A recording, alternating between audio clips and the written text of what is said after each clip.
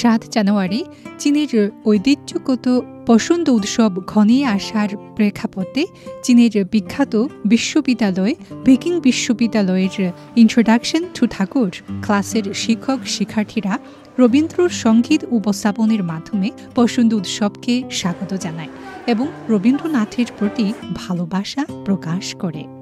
Baking বিশ্ববিদ্যালয়ের বিদেশি ভাষা স্কুলের বসন্ত উৎসবের শুভেচ্ছা বিনিময় পার্টিতে ইন্ট্রোডাকশন টু ঠাকুর ক্লাসের শিক্ষক শিক্ষার্থীদের রবীন্দ্র সঙ্গীত উপস্থাপন অনেকের দৃষ্টি আকর্ষণ করেছে।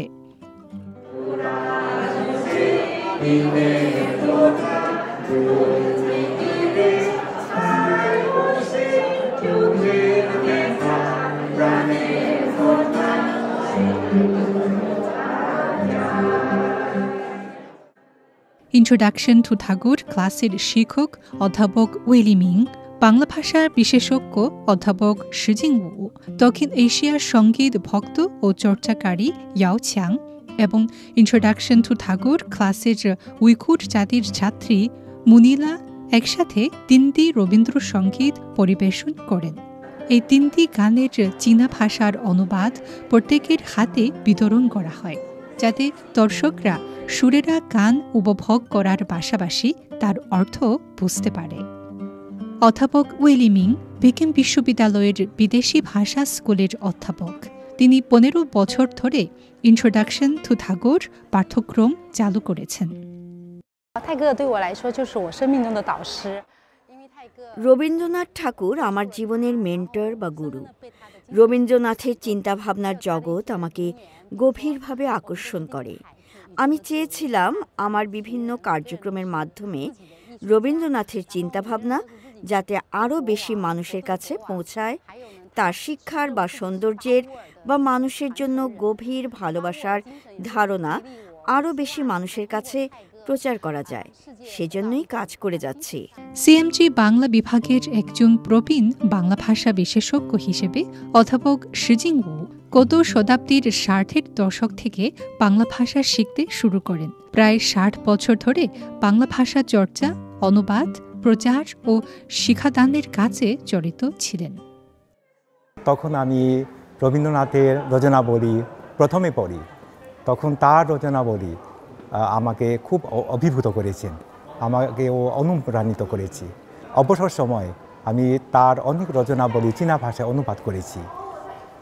অনুবাদ করতে গিয়ে আমি ভেবেছি রবীন্দ্রনাথ ঠাকুর সত্যি একজন প্রতিভাবান প্রভাবশালী লেখক, কাজে আমি তার রচনাবলী খুব ভালোবাসি এবং আরও চীনা পাঠকরা তাকে পছন্দ করেন, তার রচনাবলী পছন্দ করেন, আমি তার জন্য প্রচেষ্টা করি।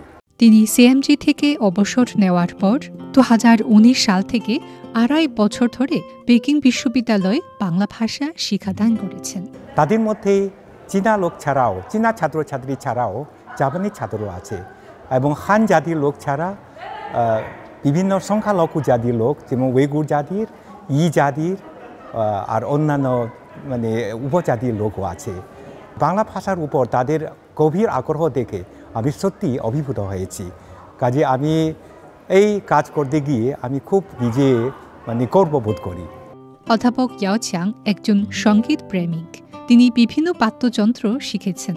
তিনি অবসর নেওয়ার পর ভারতের দূতাবাসে তবলা ও হারমোনিয়াম শেখা শুরু করেন। 10 বছরেরও বেশি সময় ধরে তিনি দক্ষিণ এশিয়ার সঙ্গীত চর্চা করে আসছেন।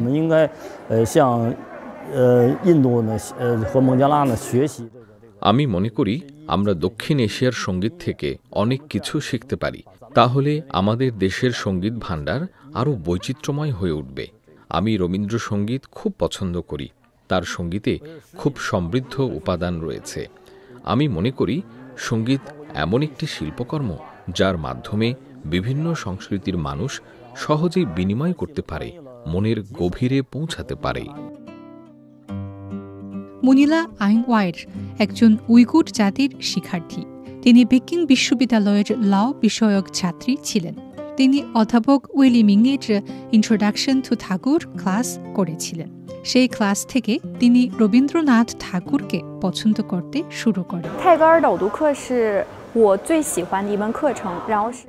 ইন্ট্রোডাকশন টু ঠাকুর ক্লাসটি আমার সবচেয়ে পছন্দের ক্লাস ছিল।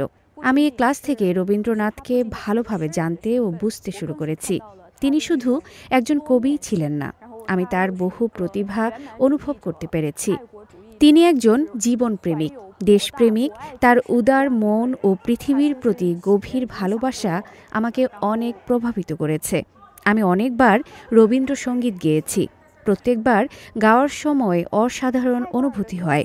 রবীন্দ্রসঙ্গীত শুধু সুরেলাই নয়, সহজ ভাষা দিয়ে গভীর অনুভূতি প্রকাশ করতে পারে। তাই তার গান আমার জন্য খুবই অর্থপূর্ণ।